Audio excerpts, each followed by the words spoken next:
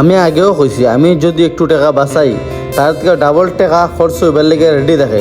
দেখতে পারে সকাল সকাল গেছি গিয়ে গ্লাসের দোকানও, কারণ হচ্ছে আমার দোকানের টেবিলটা বড় লাগে। এটা আগে আসলো একটা ছোটো বড়দিন লেগেছে, তখন টেবিল আনছি। টেবিল আনার পর দেখি উপর তো গ্লাস লাগাইতে লাগবো, নাইলে উপরটা ময়লা হয়ে যাব। গেলাম গ্লাসের দোকানও। আজকের দোকানের ফুল ভিডিও আমি দেখাতে পারতাম না, কারণ হচ্ছে কাজে ব্যস্ত আসলাম, সবগুলো ভিডিও আমি শ্যুট করতে পারছি না। যেগুলো পারছি এগুলো দেখাইলাম। তো এই ভাই এসে আমার ইনস্টাগ্রাম দেখিয়া ভিডিও দেখিয়া যে ভাই টেটো বানাইতে করিয়া, তো ভাই টেটো বানাইছি, মার টেটো আসলো। তো কিরকম লাগছে কমেন্টে জানাই ভাই।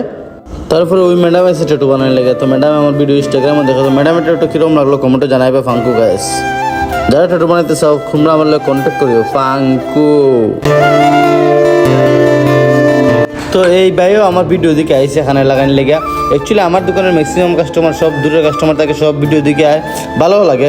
তো যারা যারা খানে লাগাইতেছো আমার লোক কন্ট্যাক্ট করে তোমরা প্রিয় ভাই ফাঙ্কু গাইস, শিলচর চেঙ্কুই রোড 1 উল্টা দিকে দোকান।